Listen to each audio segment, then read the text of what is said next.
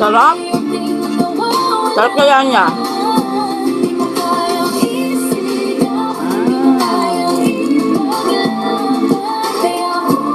Lutong.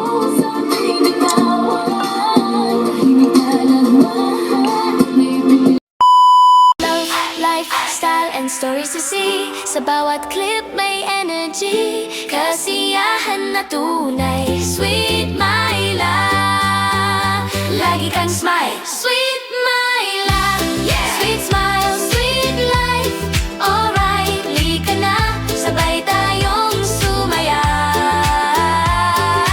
Live, laugh, love with Sweet Myla. Sweet Myla. Stay kind. This is Sweet Myla.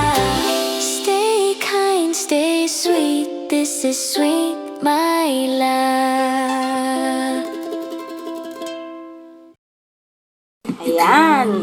Magandang tanghali sa inyo mga ka-sweet. Ayan. 'Di ba meron akong meron akong naunang upload. Nakita nyo kung ano yung aking inaalmusal. So ngayon, makikita nyo naman kung ano yung aking pananghalian, 'di ba? Iba tayo ngayon, lafang tayo ngayon, guys. Kaya panonoorin nyo ako ngayon diyan kung paano lumafang ng kanin at ng aking ulam. Kayo ba, ngayong tanghalian, ano bang ulam ninyo? Kasi sa akin, ito, okoy. Isa sa favorite ko to, okoy. Yan. Tapos may kaunting sopas. So, itong sopas na to kasi kanina, yan yung almusal ko kanina. Kaya lang kasi, hindi ko siya naubos.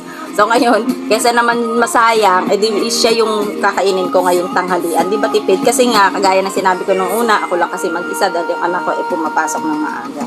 So yun, kasamahan nyo kung kumain dyan. Kayo ba? Ano ba mga ulam nyo? So tara na, kain tayo. Wala pa lang tayo. Ayan. Sarap. Kain na, guys. Okay.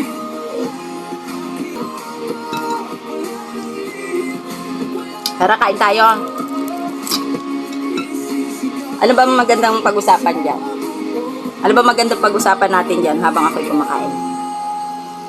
Parang, pakiramdam ko pag daldan ng daldan, hindi ako nabubusog eh. Sabayan niyo ako. Sabihin niyo dyan. Ano bang ulam niyo ngayong tanghalian?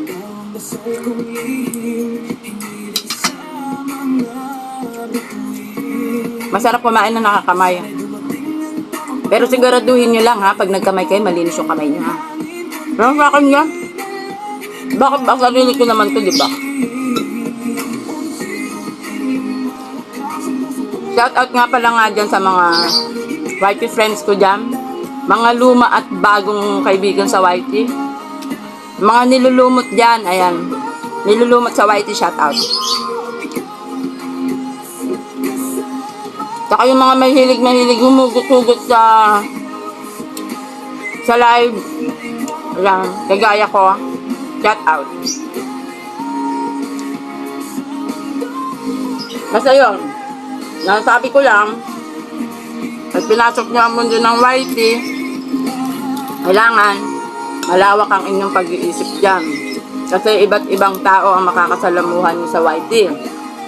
Mayroong mga seryoso, merong mga kengkoy, merong maraming hugot sa buhay, diba? Iba-iba. Ako kagaya ko, kasi ako talagang sadyang makulit, maloko, ganyan. Kaya yung iba, sanay naman na sa akin. Kaya yung mga bago kasi, siyempre, hindi naman natin kilalang talagang ugali ng bawat isa. Kaya nga pag nasa YT, enjoy na lang. Kasi nga, kagaya lagi ko sinasabi, gusto ko lagi masaya. Dapat.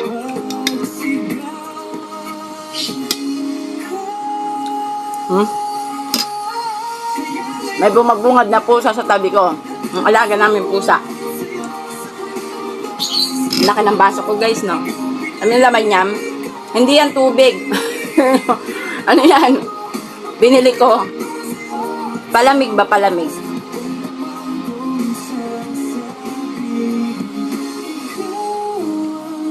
Palamig yan. Kaysa naman soft drinks ang bilhin ko. Nag-ano na kasi ako eh.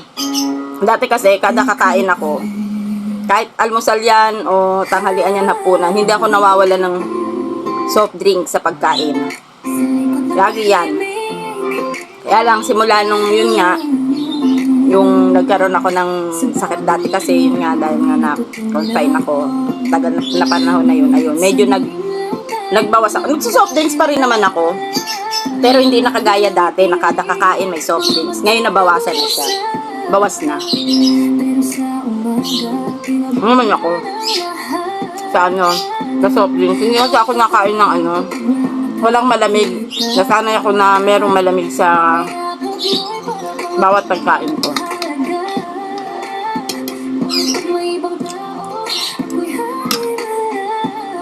Masarap ng okoy guys, oh, malutong. Malutong siya. Kain. Oh, lagi ako nagpapasalamat sa mga kawaii friends ko dyan. Na lagi nakasuporta. Ayan, kay Junri na laging nandyan. Sa lahat ng team, hindi lang naman sa team, basta sa mga kaibigan niya, basta nandyan siya, ayan. Lagi siya nakaantabay, lagi siyang nakamasid. Salamat. Mga mensaheng murado, bago pa may makakita. Sa akin naman ako, Mga pangakong sa ako kasi mas madalas talaga hindi ako nagpaparamdam sa mga kakilala ko sa YT. Ugali ko na yan mismo noon na hindi ako nabalang araw. basta yung agad-agad nagpaparamdam sa mga live. Ugali ko lang magmarites kasi marites nga ako. Parehong eksena. Ako'y anino lang sa gilid ng iyong Nagbabasa-basa lang ako ng mga comment. masaya. Di ba? Kapag ako'y kapiling mo, pero bakit ako'y tinatago sa mundo? Ako'y nauubos Ano? mga pwede Antayin nyo na naman ako matapos. sa pag-ibig mong kulang. Pagkain ko, no? Tinatanggal Ningning ko, bantay ko. kailan ako Hmm? dumating sa gabi. Sa bawat lambing mo ako lang ang nakakaalam. Ako rin ang sugat na hindi mo kayang gawin. Kailanman hindi mo kayang isigaw, hindi mo kayang ipakita na kung pinili mo kahit saglit. Sana tahimik na nagmamahal. Maubos ko kaya to? Sa tingin nyo, maubos ko kaya siya? Hmm? Sa dilim ako'y iyong tahanan, pero sa liwanag ako'y walang pangalan. Ako ba'y lihim na dapat nang bitawan o pag-ibig na hindi mo kayang panindigan? Kung hindi na nasasaktan, hindi napapagod sa pag-asang ikaw ay aamin sa lahat ng lamot. Sa bawat lambing mo ka lang may alam. Ako rin ang puso mo. Sarap? Sarap kaya niya?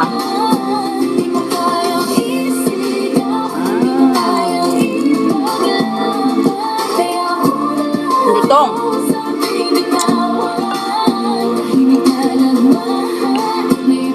Ganyan kasi mga gusto ko luto, basta yung mga pinitito. Gusto ko yung tipo yung mga malulutong siya. Maski na isa sa mga nabibiling lutong manok, diba may mga balag? Yan, basta malutong ang balat. Gusto ko yan. Ayoko makunat. Lalo niya, favorite ko, lagang bumibili yung sa manok, yung leeg. Leeg ng manok kasi diba mabalat siya. Malutong yun. Ano, kahit yun lang. Sold na ako dun. Pero kasi pag sa ano naman, pag yung mga sinabawan na mga, yung ibang luto sa manok, kunyari adobo, tinola, o basta yung may mga about na ibang luto sa manok na may leeg. Kinukuha ko ang leeg. Kaya lang, tinatanggal ko naman yung balat. Pagka yung mga ganun luto, hindi ko siya kinakain.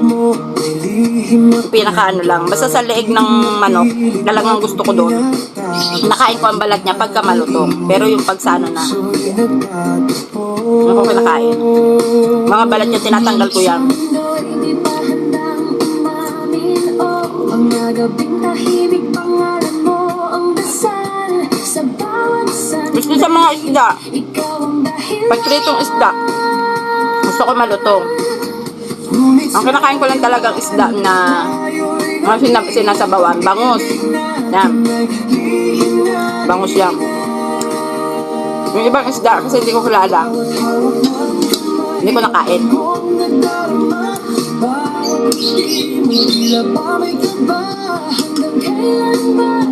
Gusto yung kanin ko, guys. Ano ba yan?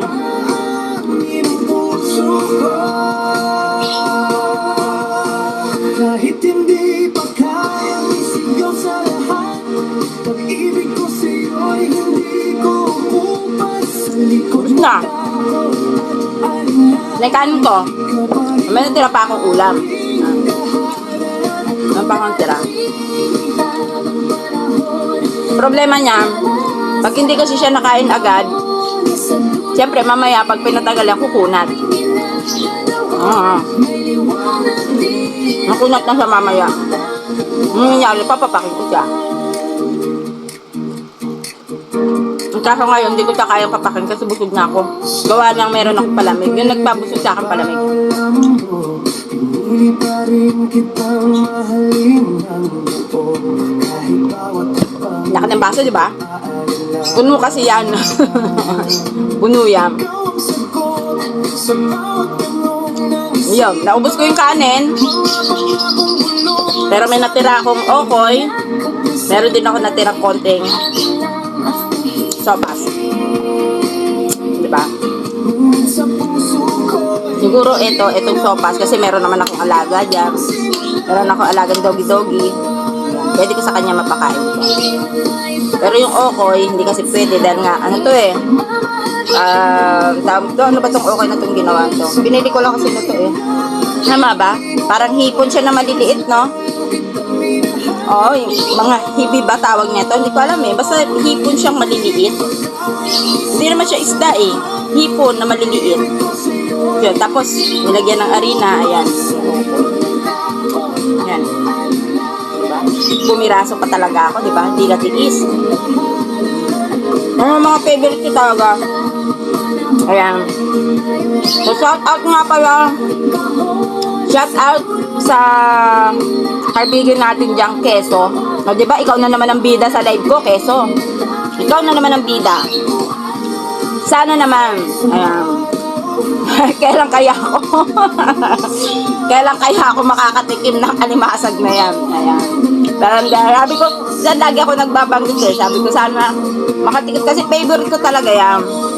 Tapos noon kasi yan ang mga nung time na nung dalaga pa ako, nung time na nawala pa akong asawa at anak, diba? Yung buhay pa yung father ko. Kasi yan talaga mga yung kung ano yung mga favorite na pagkain ko, yun yung naibigay ng parents ko sa akin. At yan, nakain, mga alimasag, mga talangkay, lalo na, ano lang yan eh, kahit yung binudburan lang siya ng asin. Meron pa yun yung alupihang dagat, di ba? Parang pag niluto mo siya, para siyang hipon. Kasi mahaba siya na pag niluto ka, kulay din talaga siya ng hipon, di ba? Yung alupihang dagat, doon ko yun, tagal na panahon na. Ngayon, hindi ko na siya natitikman. Kasi, syempre, yung time na dalaga pa nga ako, yung buhay pantatay ko. Yan yung mga, naaalala ko na nakakain ko noon na hindi nakain ng mga anak ko ngayon. Yun. Tapos, 'di ba? Parang iiyak na naman, 'di ba? Kasi 'di ba? Sabi ko, yung kaginhawaan talaga na naranasan ko. Kasi syempre, sa bagay isa lang naman kasi akong anak na dalawa kami. Pero kasi dun sa talagang nakasama ko, ako lang. Kasi ang ate ko hindi naman napirmi talaga sa amin kasi nagtrabaho siya, stay in siya, meron siya, nag-board, kumbaga nag-board ang kapatid ko. Yun, yung mga ganun. Yan ang mga yan ang mga naalala ko na namimiss kong kainin, yung mga, lalo na yung mga tulya, suso, yun yung time na pagka kumakain ako, tatay ko pa talaga nagsusundot. Sinusundot niya yung suso na yan. Sinusundot niya yan isa-isa. Lalagay niya yan sa pagkain ko. Basta ako kain na lang ng kain, pati yung mga alupihang dagat na yan. Babalatan kasi makapalang balat nun eh. Gagawin nun, babalatan niya na yun. Nakakamiss din, di ba? Ganon mag-alaga yung father ko sa akin yung time na yun. Yung nanay ko. Tapos, andyan yung, kasi tatlo lang kami. Pinapasyal kaming tatlo lang. Minsan, yung pag-araw ng linggo, simba kami sa Quiapo, simba kami ng Luneta. Ganyan. Yan yung mga hindi naranasan ng mga anak ko. Simulan yun nga, kapag asawa ko, natira kami dito. Diba, nakwento ko na yung buhay ko. Pagkain lang dapat, pero nakwento ko, diba? Para at least meron din naman kayong alam, kahit pa paano. Dahil hindi naman ako, diba? Ganun lang. So, ayan, paano ba yan? Ako ito naman, hindi na ako ano ba yan? Hanggang dito na matatapos yung aking, kwento ni Sweet habang kumakain. Kwento ni Sweet habang kumakain. Ayan, maraming salamat ulit. Ayan, may pa-shoutout ba? Shoutout sa mga whitey friend ko dyan na sumusuporta. Ayan. Iisa-isahin ko. Kung ano na, kasi pagka inisa-isa ko mga name, baka kasi may magtampo na hindi ko nabanggit. Siyempre, di ba tayo pag nagsha-shoutout sa dami, minsan hindi natin naaalala kung sino pa yung mas kadikit natin, mas kaibigan natin, yung pa yung nakakalimutan natin banggitin. So, para safe, para pantay lahat, ayan. Para sa lahat ng mga whitey friends ko na lang na nandyan. Ayan, maraming salamat po sa inyong lahat, sa always na pagtsatsaga, pagsuporta, ayan, sa panonood ng mga upload video ko, sa live ko. Ayan, nandyan kayo. Maraming salamat guys, and God bless us. Ayan, maraming salamat. Hanggang dito na lang. Bye-bye. Thank you.